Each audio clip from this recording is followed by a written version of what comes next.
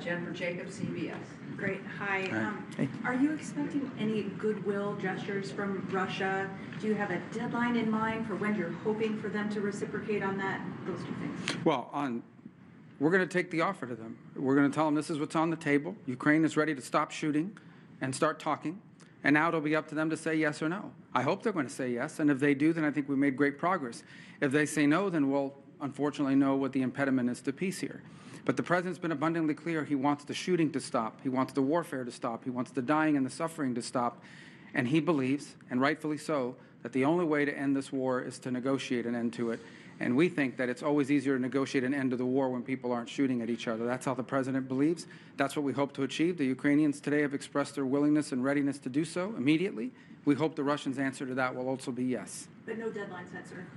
Well, the deadline is we hope to do this as soon as possible. Every day that goes by that this war continues, people die, people are bombed, people are hurt on both sides of this conflict. The president wanted this war to end yesterday and the day before.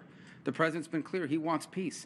And so we wanted to see it as soon as possible. So our hope is that the Russians will answer yes as quickly as possible so we can get to the second phase of this, which is real negotiations, not never-ending dialogue, talk forever, but real negotiations to end this conflict in a way that's acceptable to both sides, sustainable, and that ensures the stability and security of Ukraine for the long term. And on the goodwill gesture, is there anything like the return of the stolen children or anything that you're expecting in return? Look, we've discussed a number of things, prisoner exchanges, folks that were detained and what have you, but the fighting has to stop. I mean, that's what we agreed today. And just think about it.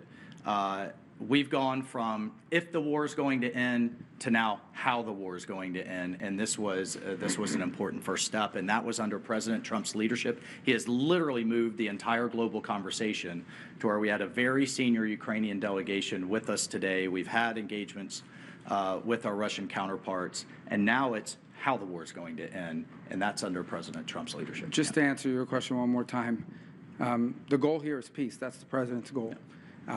The best goodwill gesture the Russians can provide is to say yes to the offer that the Ukrainians have made to stop the shooting, to stop the fighting, and get to the table.